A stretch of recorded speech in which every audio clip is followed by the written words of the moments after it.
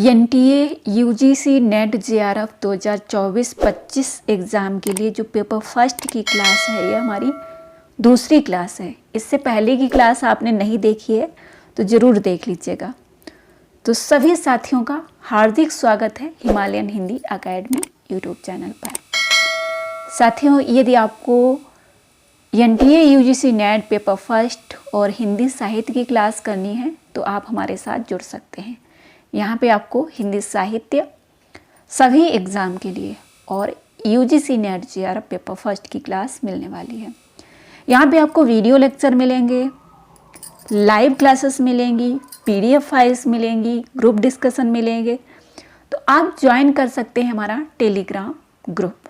Okay, जो भी अभ्यर्थी, जो भी साथी, जो भी भाई बहन, आप कहीं से भी, आप हाउस वाइफ हैं, आप जॉब करने वाले हैं, आप स्टूडेंट हैं, आपकी कोई भी एज है, आप नेट जेआरएफ एग्ज़ाम दे सकते हैं।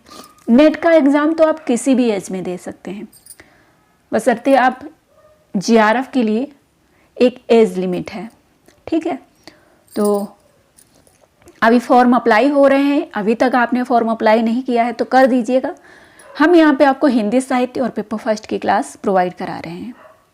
2004 से 2024 जो एग्ज़ाम हो चुका है वो आपको यहाँ पे क्वेश्चन मिलने वाले हैं जो मोस्ट इम्पॉर्टेंट हैं, जो बार बार रिपीट हो रहे हैं, वो टॉपिक आपको प्रोवाइड कराए जाएंगे। UGC NTA net paper first. Okay, आप यहाँ पे देख सकते हैं आपको पेपर फर्स्ट की क्लास मिलने वाली है। जो दिसंबर वाला एग्ज़ाम है वो आपका जनवरी में कराया जाएगा एनटीए के माध्यम से, तो आप लोग तैयारी कर सकते हैं। चैनल को अभी तक सब्सक्राइब नहीं किया है और आपके लिए हेल्पफुल है, इस वीडियो को देखने के बाद आपको लग रहा है कि वीडियो अच्छी है, तो आप चैनल को सब्सक्राइब करके रख सकते हैं आने वाली सभी वीडियोस की नोटिफिकेशन के लिए, सभी क्लासेस के नोटिफिकेशन के लिए। आज का जो मोटिवेशन थॉट है हमारा, समस्याएं हमारे जीवन में बिना किसी वजह के नहीं आती हैं और हर किसी के जीवन में समस्याएं आती हैं। कुछ लोग उन समस्याओं को फेस करके आगे बढ़ जाते हैं और कुछ लोग उन समस्याओं को वजह बना लेते हैं ना कर पाने का, और कुछ लोग वजह बना लेते हैं कर जाने का। राइट, तो आप उनमें से क्या हैं कि समस्याओं को वजह बनाते हैं ना कर पाने की या फिर कर जाने के लिए? उनका आना इशारा है कि हमें अपने जीवन में कुछ बदलना है। कुछ क्या बदलना है ये हम पर डिपेंड करता है। बहुत सारी समस्याएं आएंगी, बहुत सारी उलझनें आएंगी, बहुत सारी चीज़ें ऐसी हैं जिनसे आप बर्बाद भी हो सकते हैं, जिनसे आप बन भी सकते हैं। ये आप पर डिपेंड करता है। बाकी दुनिया है, आप क्या कर सकते हैं आप पर डिपेंड करता है। चलिए, आज का प्रश्न हमारे सामने आ चुका है। आप लोग भी सॉल्व कर सकते हैं और आंसर बता सकते हैं। इस क्वेश्चन का सही जवाब क्या होगा? यदि आप इसका सही जवाब बताते हैं, जो भी इस सवाल का सही जवाब बताएगा कमेंट बॉक्स में, उसका नाम अगली क्लास में लिया जाएगा। ओके ना, हमारा प्रश्न जो है ये रीजनिंग का प्रश्न है। ओके, रीजनिंग का प्रश्न आता ही है पेपर फर्स्ट में, तो इसको बहुत ही ध्यान से आपको प्रिपेयर करना है। और ये लगभग 2 से 3 प्रश्न आते हैं, मतलब 6 अंक आपको, 6 मार्क्स आपको यहाँ से मिलने वाले हैं। ठीक है ये मैं नहीं कह रही हूँ, ये PYMCQs कह रहे हैं। आप प्रीवियस ईयर के क्वेश्चन पेपर उठा के देखिए, आपको पता चल जाएगा। ओके, चलिए तो प्रश्न को पढ़ते हैं और आंसर देखते हैं कि हमारा सही जवाब क्या होगा। मैं मोबाइल से रिकॉर्डिंग कर रही हूँ तो थोड़ी सी समस्या हो सकती है, जैसे देखती हूँ आगे। अगर लैपटॉप से रिकॉर्डिंग करने के लायक बन पाएगा तो फिर उससे भी रिकॉर्डिंग करके आपको क्लासेस प्रोवाइड कराएंगे। विरोध वर्ग के अनुसार निम्न में से कौन से तर्क वाक्य इस प्रकार संबंधित हैं कि यदि उनमें से एक सत्य है तो दूसरा अवश्य ही असत्य होगा और यह विलोमता होगा। मतलब एक सही है तो एक गलत होगा। मतलब बोल दिया है लड़का का विलोम लड़की, तो यहाँ विलोमता कहा गया है। तो आप समझ सकते हो कि सभी का क्या होगा। अगर आपसे पूछेगा सभी का विलोम क्या होगा, सभी का कोई नहीं होगा। राइट, तो हम यहाँ पे आसानी से निकाल सकते हैं कि सभी स्तनधारी मेरुदंडी होते हैं, तो भी यहाँ पे असत्य हो जाएगा कि कोई भी स्तनधारी मेरुदंडी नहीं होता है। दूसरा अवश्य ही असत्य होगा। आप ये आंसर निकाल सकते हैं। जब कहा गया है यदि उनमें से एक सत्य है, सभी स्तनधारी मेरुदंडी होते हैं, ठीक है, तो सभी स्तनधारी मेरुदंडी होते हैं, तो इसमें आपका गलत क्या निकलेगा? जो विलोमता असत्य हो जाएगा, असत्य होगा। है, सभी हैं, तो जाएगा आपका डी ऑप्शन, कुछ स्तनधारी मेरुदंडी नहीं होते हैं। तो इसमें से कुछ कैसे निकल के आएगा, आप इसको देख सकते हैं कि कुछ कैसे, कि कुछ हैं तो कुछ नहीं होंगे। सभी स्तनधारी मेरुदंडी होते हैं तो कुछ स्तनधारी मेरुदंडी नहीं होते हैं। ये विलोमता असत्य हो जाएगा। ए ऑप्शन यहाँ पे सही जवाब हो जाएगा। ठीक है, इस पे थोड़ा सा आप ध्यान दीजिएगा। ऐसे प्रश्न मैंने काफ़ी कराए और आगे भी मैं रिवीजन के तौर पर लेकर आऊँगी। हो सकता है अभी आपको समझ में ना आए, लेकिन जब हम ऐसे ही 10-15 प्रश्नों को सॉल्व करेंगे तो आसानी से आपको समझ में आने लगेगा। चलिए अगला प्रश्न देखिए। ये एक ही पेपर का है और 2023 का है, ये भी ध्यान रखिएगा। 2023 में ये प्रश्न पूछे गए हैं, आप यहाँ पे देख सकते हो। निम्न में से कौन से कथन तार्किक रूप से तुल्य हैं, मतलब समतुल्य हैं? ठीक है, तो यहां पे हमारा सही जवाब क्या होगा? सही उत्तर दीजिए। समतुल्य हैं, ठीक है। समतुल्य कौन से होंगे? कोई भी तरल पेय पदार्थ नहीं होता है, कोई भी पेय पदार्थ तरल नहीं होता है, सभी गैर पेय पदार्थ गैर तरल होते हैं, सभी गैर तरल गैर पेय पदार्थ होते हैं। अब समतुल्य तार्किक रूप से समतुल्य कौन से होंगे? सिर्फ थोड़ा सा फेरबदल किया गया है यहाँ पे, बाकी सारी चीज़ें सेम है ना। तरल तरल, पेय पेय, पदार्थ पदार्थ। ये है कि यहाँ तरल लास्ट में कर दिया गया, यहाँ पहले कर दिया गया, तो समतुल्य यही है, ए और बी। कोई भी तरल पेय पदार्थ नहीं होता है, कोई भी पेय पदार्थ तरल नहीं होता है। इतना आसानी से आप 2 अंक प्राप्त कर सकते हैं। फर्स्ट ऑप्शन सही जवाब हो जाएगा। ओके, चलिए आगे बढ़ते हैं। उम्मीद है आप सभी को क्लास पसंद आएगी। क्लास पसंद आए तो प्लीज़ लाइक ज़रूर करिएगा और कमेंट बॉक्स में ज़रूर बताइएगा कि आपको ये क्लास कैसी लगी, आपके लिए हेल्पफुल रही या नहीं, या इसको कंटिन्यू रखना ही चाहिए, है ना। आपको अच्छी लगी क्लास और ये क्लास कंटिन्यू रखना चाहिए। अगला प्रश्न वैसा ही देखिए, 2023 का है, एक ही पेपर है, तीसरा प्रश्न है। ठीक है, अभी आप सभी के सामने मैं 2 प्रश्न सॉल्व कर चुकी हूँ, तीसरा प्रश्न है। तो ये प्रत्यक्ष रूप से प्रमाणित हो चुका है कि ऐसे 2 से 3 प्रश्न आते हैं, 6 अंक पक्का है ना। तो प्रश्न क्या है हमारा? यदि कथन कुछ आयत वर्ग नहीं होते हैं, कुछ आयत वर्ग नहीं होते हैं सत्य के रूप में प्रदत्त है, तो विरोध वर्ग के अनुसार निम्न में से किस कथन को तत्काल असत्य अनुमानित किया जा सकता है? तत्काल रूप से इसका क्या सही जवाब होगा? कुछ आयत वर्ग नहीं होते हैं, तो जब कुछ आयत वर्ग नहीं होते हैं तो तत्काल रूप से कुछ आयत वर्ग होते हैं, कोई भी आयत वर्ग नहीं होता है, कुछ वर्ग आयत नहीं होते हैं, ये तो समान ही हो गए। कुछ आयत वर्ग नहीं होते हैं तो कुछ आयत वर्ग होते हैं, कोई भी आयत वर्ग नहीं होता है, कुछ वर्ग आयत नहीं होते हैं। तत्काल असत्य के रूप में जो आएगा वो होगा सभी आयत वर्ग होते हैं।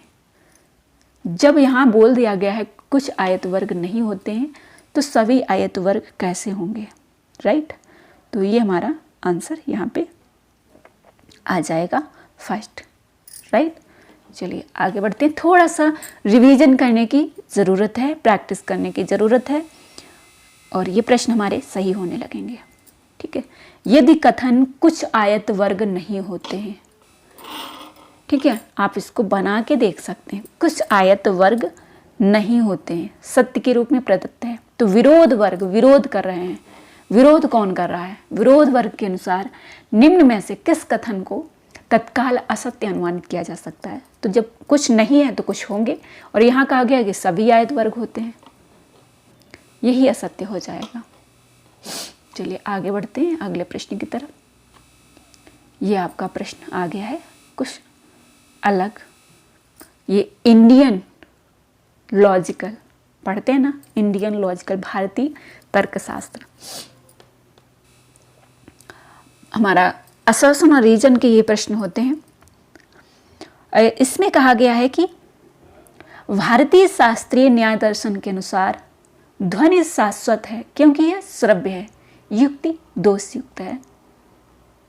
और रीजन कह रहा है कि भारतीय शास्त्रीय न्याय दर्शन के अनुसार ध्वनि शाश्वत है क्योंकि यह श्रव्य है, युक्ति में अनियमित मध्य पद का दोष है जहां मध्य पद अति व्यापक है।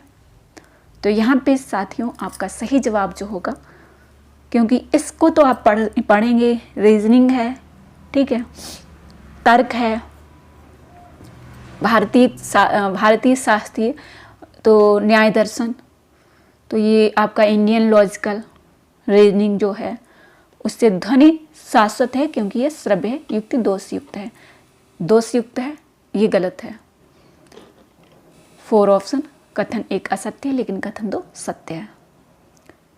ध्वनि जो है शाश्वत है क्योंकि यह श्रव्य है, युक्ति में अनियमित मध्य पद का दोष है जहां मध्य पद अधिव्यापक है, ठीक है। चलिए आगे बढ़ते हैं अगले प्रश्न की तरफ। यह प्रश्न आपका आ गया है आईसीटी से, ठीक है, आईसीटी से प्रश्न पूछा गया है। प्रश्न है, द्वितीय कंप्यूटर भंडारण की तुलना में प्राथमिक भंडारण है। सही जवाब क्या होगा? द्वितीय कंप्यूटर भंडारण की तुलना में प्राथमिक भंडारण है। प्राइमरी मेमोरी, सेकेंडरी मेमोरी की बात की गई है यहाँ पे। आपका आंसर होगा 3rd ऑप्शन, तीव्र प्रति यूनिट भंडारण अधिक खर्चीला और सतत नहीं होता है, ठीक है, ठीक है, ये आपका 3rd ऑप्शन सही जवाब हो जाएगा। तीव्र प्रति यूनिट भंडारण अधिक खर्चीला और सतत नहीं होता है। चलिए अगला प्रश्न हमारा, ये भी प्रश्न आपका आईसीटी से है। मैं बताती जाऊंगी कि आपका कौन सा प्रश्न कौन सी यूनिट से है, क्योंकि 10 यूनिट है ना, और 10 यूनिट से आप समझ सकते हो किस यूनिट से कैसे प्रश्न बन रहे हैं। चलिए, असर्शन और रीजन के प्रश्न काफ़ी बनते हैं, इसके लिए थ्योरी पढ़ना होता है। हमारा कथन है, कंप्यूटर नेटवर्किंग में IPv4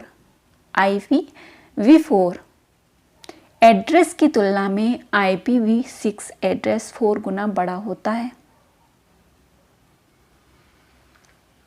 कथन जो है इसका, IP एड्रेस इंटरनेट पर किसी यंत्र की अवस्थिति प्रदान करता है, जबकि MAC एड्रेस इंटरनेट से जुड़े यंत्र की पहचान करता है। ये MAC क्या है, इसका आपको सर्च करना होगा फुल फॉर्म, क्या पता अगले एग्जाम में पूछ दिया जाए। IP क्या होता है इसको भी सर्च करिएगा, IPv क्या होता है इसको भी सर्च करिएगा। मैं सर्च करने के लिए इसलिए बोल रही हूँ, इससे आपको और भी तथ्य, आपको जानकारी मिलेगी और भी तथ्यों की, राइट। चलिए, यहाँ पे दोनों ही सत्य हैं। कंप्यूटर नेटवर्किंग में IPv4 एड्रेस की तुलना में IPv6 एड्रेस 4 गुना बड़ा होता है, जैसे 4G 3G है ना, 5G वैसे ही 4 गुना बड़ा होता है। आईपी एड्रेस इंटरनेट पर किसी यंत्र की अवस्थिति प्रदान करता है, जबकि MAC एड्रेस इंटरनेट से जुड़े यंत्र की पहचान करता है। ओके, चलिए आगे बढ़ते हैं अगले प्रश्न की तरफ। इसको करना है मैच। ठीक है, मैच करने के लिए भी प्रश्न आते हैं। इसको करना है मैच। विंडो क्या है, आइकन क्या है, मेन्यू क्या है, पॉइंटर क्या है। इधर आप पढ़ेंगे फोल्डर अथवा प्रोग्राम को दर्शाता है। विंडो के भीतर अथवा स्क्रीन पर मुक्त अचल देखा जा सकता है। सेकेंड है, इसमें किसी प्रोग्राम हेतु विकल्पों की सूची होती है। थर्ड है, इसका प्रयोग मेन्यू विकल्प, आइकन, विंडो बंद करें खोलें के चयन के लिए किया जाता है। 4 है, स्क्रीन पर एक क्षेत्र को प्रदर्शित करता है जो किसी प्रोग्राम विशेष हेतु सूचना दर्शाता है। ठीक है, तो ये आपका प्रश्न है, आप इसका जवाब दे सकते हैं कि इनमें से सही जवाब क्या होगा। आसानी से आप पढ़ के आंसर दे सकते हैं। विंडो क्या है, आइकन क्या है, मेन्यू क्या है, पॉइंटर क्या है। विंडो क्या है, स्क्रीन पर एक क्षेत्र को प्रदर्शित करता है जो किसी प्रोग्राम विशेष हेतु सूचना दर्शाता है। आइकन क्या है, फोल्डर अथवा प्रोग्राम को दर्शाता है। विंडो के भीतर अथवा स्क्रीन पर मुक्त अचल देखा जा सकता है, आइकन बनाते हैं ना। मेन्यू क्या है, इसमें किसी प्रोग्राम हेतु विकल्पों की सूची होती है। पॉइंटर क्या है, इसका प्रयोग मेन्यू विकल्प, आइकन, विंडो बंद करें खोले के चयन के लिए किया जाता है। अब आप सही जवाब बता सकते हैं कि थर्ड ऑप्शन हमारा सही जवाब हो जाएगा। आप इसको नोट डाउन कर सकते हैं। अगला प्रश्न आपका ये बन सकता है कि फोल्डर अथवा प्रोग्राम को दर्शाता है, विंडो के भीतर अथवा स्क्रीन पर मुक्त अचल देखा जा सकता है, इसको क्या कहते हैं। स्क्रीन पर एक क्षेत्र को प्रदर्शित करता है जो किसी प्रोग्राम विशेष है तो सूचना दर्शाता है, क्या कहते हैं। ठीक है, तो आप इसको नोट डाउन कर सकते हैं। अगला प्रश्न,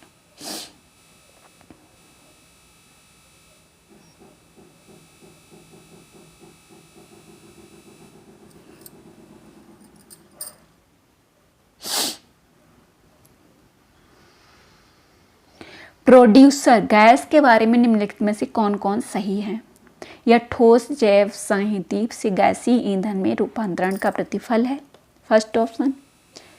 यह निम्न तापमान पर किया जाता है। इसका प्रयोग आंतरिक दहन इंजन में ईंधन के रूप में किया जा सकता है। इसे ऑक्सीजन के बिना उत्पन्न किया जा सकता है। प्रोड्यूसर गैस में उपस्थित निहित हाइड्रोजन और मीथेन इसका तापमान निर्धारित करते हैं।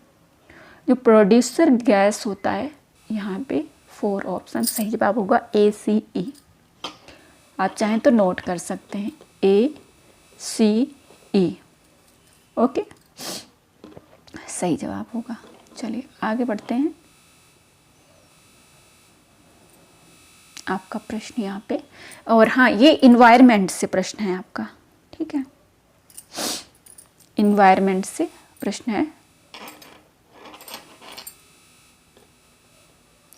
जैविकीय विविधता पर अधिसमय किसके सिद्धांतों को कार्य रूप देने के लिए व्यवहारिक प्रायोगिक साधन के रूप में कल्पित सतत विकास को बढ़ावा देने के लिए समर्पित है।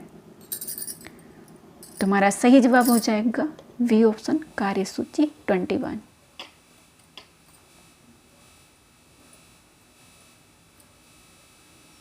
अगला प्रश्न हमारा, ये भी हमारा इन्वायरमेंट से प्रश्न है। जल उपचार प्रक्रिया के दौरान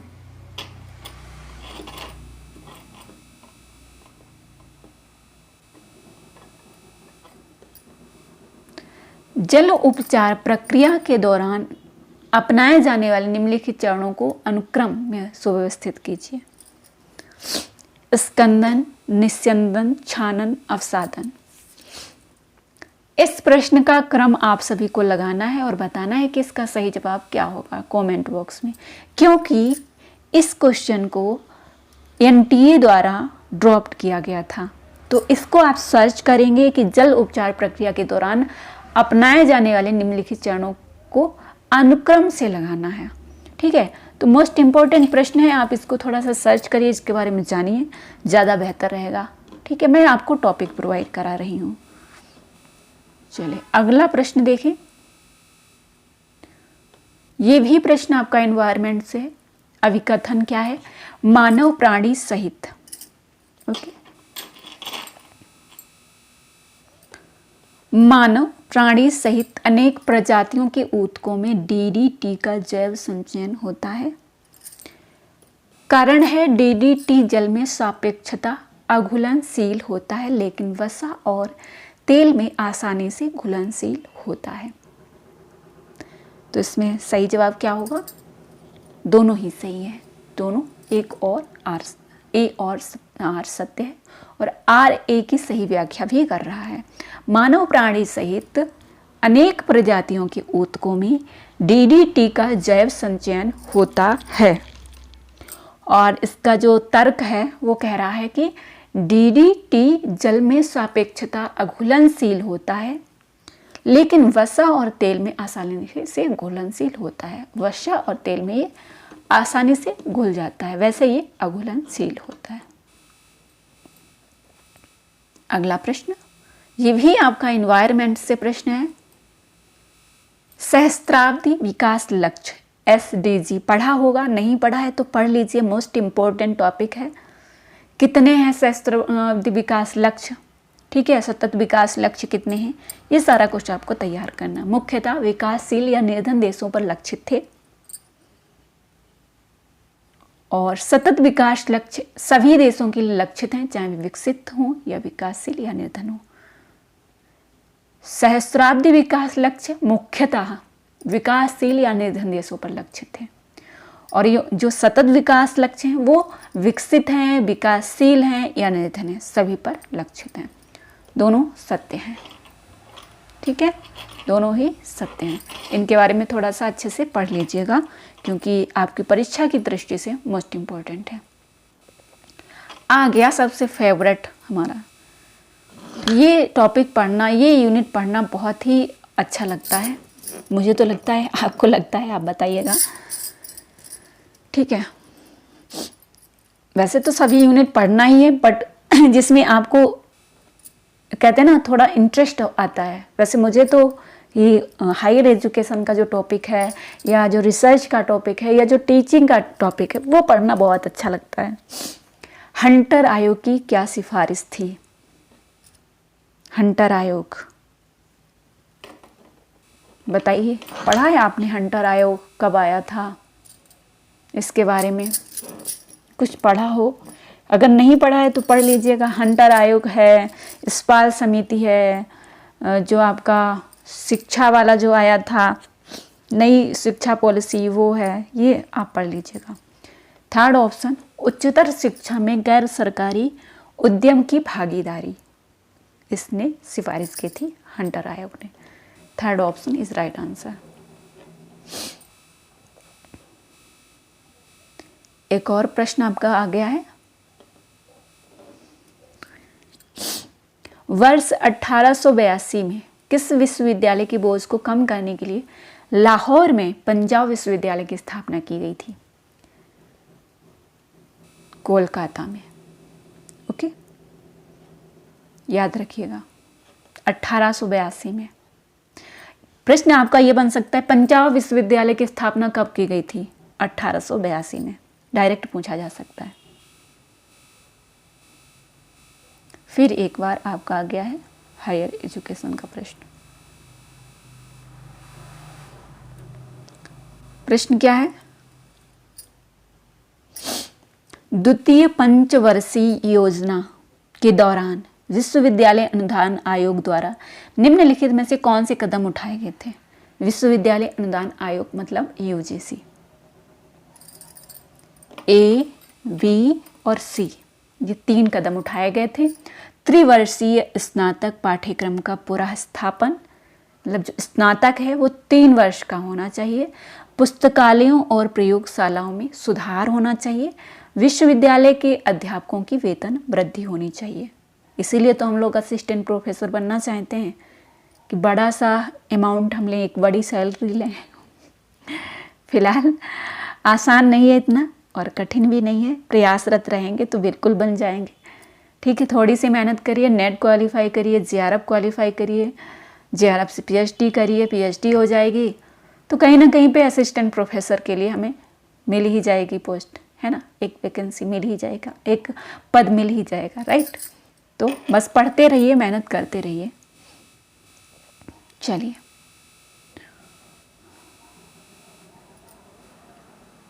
चलिए थोड़ा और मेहनत कर लेते हैं और प्रश्न सॉल्व कर लेते हैं जो लिस्ट में है, क्योंकि सभी इम्पोर्टेंट हैं। पहली और तीसरी दूसरी पंचवर्षीय हम पढ़ के आए। पहली और तीसरी पंचवर्षीय योजनाओं के मध्य निम्नलिखित में से किन 100 संस्थानों की स्थापना की गई थी? ठीक है, नोट करिए।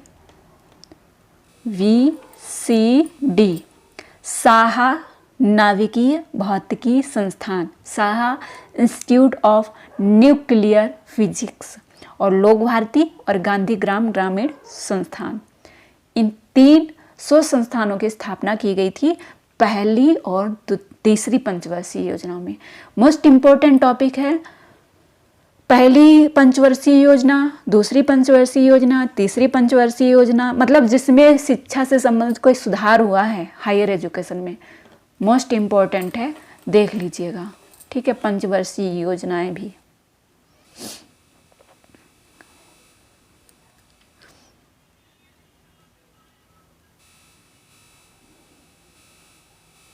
एक और प्रश्न आपका हायर एजुकेशन से। प्राचीन भारत के नालंदा विश्वविद्यालय में एशिया के विभिन्न भागों में विद्यार्थी अध्ययन के लिए आते थे। ठीक है, सही है, आते थे। प्राचीन भारत के नालंदा विश्वविद्यालय में एशिया के विभिन्न भागों से विद्यार्थी अध्ययन के लिए आते थे। सही बात है। रीजन जो इसका कारण है, ठीक है, नालंदा विश्वविद्यालय की स्थापना होने के तत्काल बाद यूरोप और अरब के देशों के विश्वविद्यालय इस पर अभिभावी हो गए। तो असत्य है। ठीक है, ये असत्य है, ये कोई कारण नहीं है कि इसलिए आते थे कि कोई ऐसा फोर्स था। ये असत्य है, इसलिए ए सही है, आर गलत है। मतलब फर्स्ट सही है, सेकंड गलत है। ओके, तो ये रहा हमारा आज का क्लास। आज के प्रश्न जो UGC नेट पेपर फर्स्ट के लिए थे। नेक्स्ट जो हमारी क्लास होगी वो होगी हमारी क्लास हिंदी साहित्य की, जो होगी लाइव। तो जो भी अभ्यर्थी, जो भी विद्यार्थी, जो भी साथी, जो भी भाई बहन, जो लोग भी हमारे साथ लाइव जुड़ना चाहते हैं तो आप लोग लाइव क्लास में ज़रूर उपस्थित रहिएगा। 7:30 बजे हम कुछ मोस्ट इम्पॉर्टेंट प्रश्न सॉल्व करेंगे। ठीक है, तो इस क्लास को हम यहीं पर एंड करते हैं और आप सभी से रिक्वेस्ट है कि चैनल को सब्सक्राइब ज़रूर कर लीजिएगा, आपके लिए हेल्पफुल रहेगा। ठीक है, क्योंकि एडू क्लासेस पर जो आपने स्नेह दिया है, 50,000 सब्सक्राइबर मुझे मिले हैं, हज़ारों में व्यूज़ हमारी क्लासेस में आए हैं, उसी मोटिवेशन और उसके बाद आप लोगों ने कमेंट किए, जो आप लोगों ने व्हाट्सएप किए, जो आपने टेलीग्राम पे मैसेज किए, उसी के मोटिवेशन से, उसी प्रेरणा से हमने इस चैनल को क्रिएट किया है, हिमालयन हिंदी एकेडमी। उम्मीद है आप सभी लोग उतना ही स्नेह करेंगे, उतना ही प्रेम करेंगे और उतना ही सपोर्ट करेंगे, उसी तरीके से मेहनत करेंगे और आगे बढ़ेंगे हम सभी मिलकर और सफलता हासिल करेंगे, एक पॉजिटिव रिजल्ट प्राप्त करेंगे। धन्यवाद।